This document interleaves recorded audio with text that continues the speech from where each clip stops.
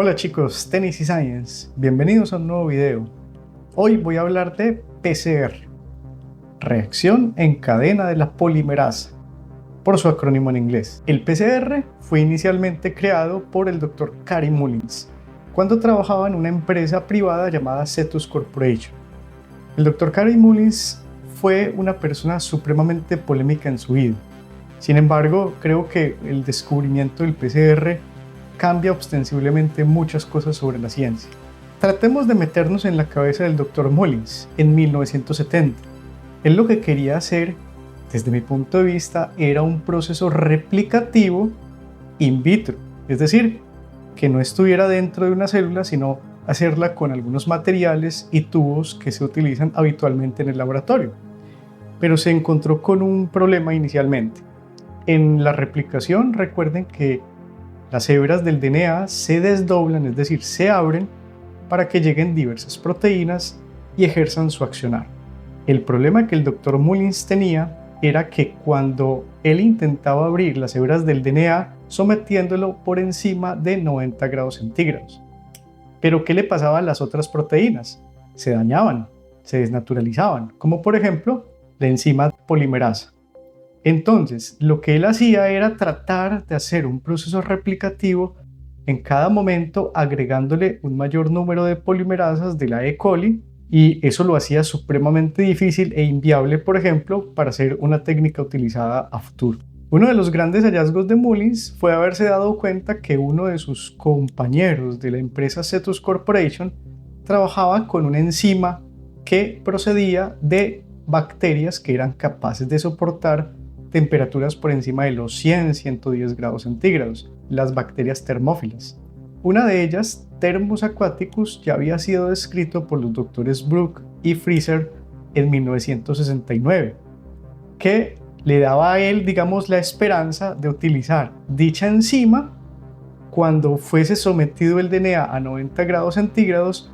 La enzima no se desnaturalizaba, y cuando él comenzó a hacer sus ensayos se dio cuenta que eso fue lo que sucedió.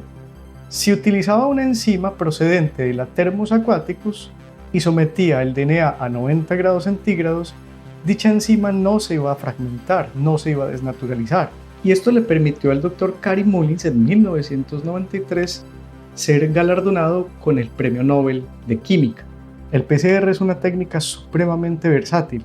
PCR sirve, por ejemplo, para diagnosticar virus, bacterias, hongos, parásitos, protozoos o cualquier cosa que tenga DNA. PCR, por ejemplo, está siendo ampliamente utilizada con fines de determinación, por ejemplo, de parentales, la relación entre una madre, un padre y un hijo. Incluso en el área judicial se está utilizando este tipo de técnicas para el control del tráfico de fauna, o por ejemplo, cuando hay alguna persona que ha cometido algún ilícito y deja algún tipo de rastro incluso en objetos inanimados. ¿Qué es el PCR? Es un proceso replicativo que no se hace directamente en el interior de una célula, o eucariota o procariota. Es básicamente una forma en la cual nosotros podemos clonar muchos pedacitos de DNA para poderlos observar, para poderlos estudiar, para poder saber qué es lo que hay ahí. Me explico. Cuando una persona o un animal tiene un virus, los virus son supremamente pequeños. Los virus generalmente pueden tener tamaños por debajo de los 200 nanómetros. Eso lo hace imposible de ser observado bajo los ojos de cualquier humano. El PCR me permite a mí clonar un pedacito del DNA y poder ser observado si ese pedacito de DNA está presente o está ausente, como por ejemplo el DNA de ese virus que puede estar llegando a causar una enfermedad. Por lo tanto, es una forma de diagnosticar muchas enfermedades o la circulación de algún patógeno. También podríamos hacer la analogía de un proceso de clonación, pero no es realmente clonación en sí mismo como se maneja el concepto en ciencia. Es más bien, el PCR permite la clonación de pequeños fragmentos de DNA. Ese es tal vez uno de sus inconvenientes. Los fragmentos que permite replicar o clonar generalmente son fragmentos que pueden tener tamaños que oscilan entre los 200 a 2000 nucleótidos. Sin embargo, si se utilizan otro tipo de reactivos, se pueden obtener nucleótidos de mayor tamaño. Una bacteria común como E. coli puede tener un tamaño de DNA de 4.500.000 pares de bases de nucleótidos.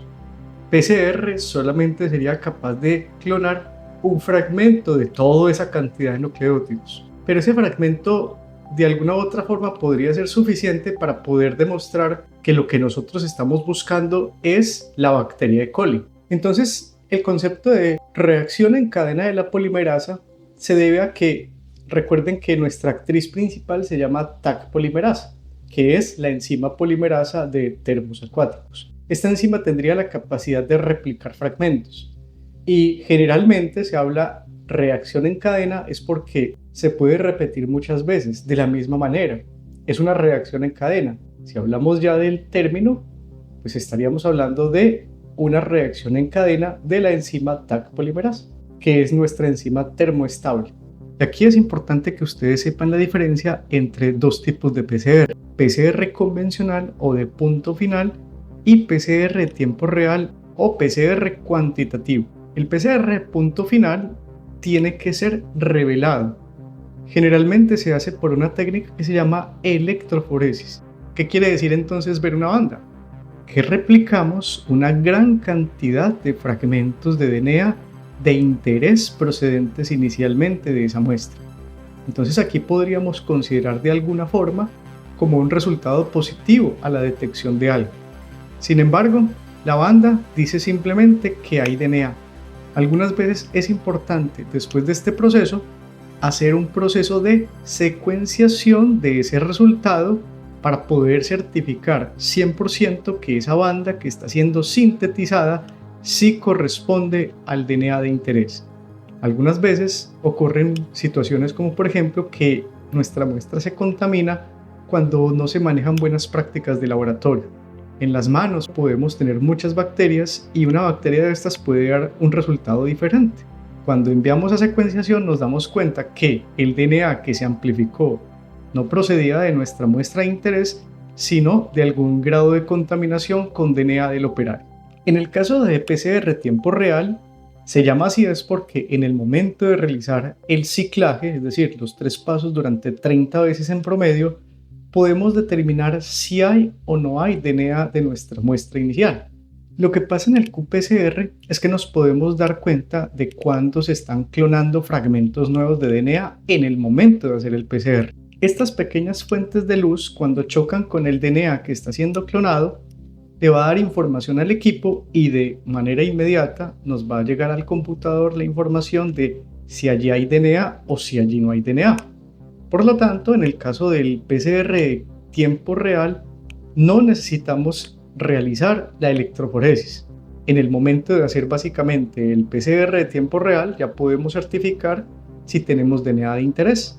El PCR convencional y el PCR tiempo real tienen ventajas, tienen desventajas. En el PCR convencional, la gran ventaja es que podemos tener fragmentos lo suficientemente grandes para poder hacer análisis. Por ejemplo, árboles filogenéticos que son tan útiles para poder definir si alguna de las estructuras de DNA que están siendo clonadas pertenecen a un tipo de animal, vegetal o microorganismo y poderlo comparar con las otras que están, por ejemplo, publicadas en diferentes tipos de repositorios. El problema del PCR convencional radica en que tenemos que realizar 2 tipos de procesos después de hacer básicamente nuestro test. Uno es la electroforesis y la otra es la secuenciación. De otra forma, es imposible saber el resultado real. Y el problema que tiene el PCR de tiempo real, no solamente en el costo del equipo, radica en que los fragmentos que son sintetizados generalmente tienden a tener tamaños supremamente pequeños que no permiten, por ejemplo, hacer análisis profundos como si los puede hacer el PCR convencional. No se podría hacer con una molécula de 200 fragmentos análisis filogenéticos. Realmente quedarían muy difíciles de ser comparados con diferentes tipos de organismos o de moléculas que tengan los organismos de la naturaleza. En conclusión, la PCR es quizá una de las técnicas más revolucionarias de los últimos 50 años y no ha cambiado. Han cambiado algunos protocolos pero la PCR se hace todos los días en miles de laboratorios actualmente.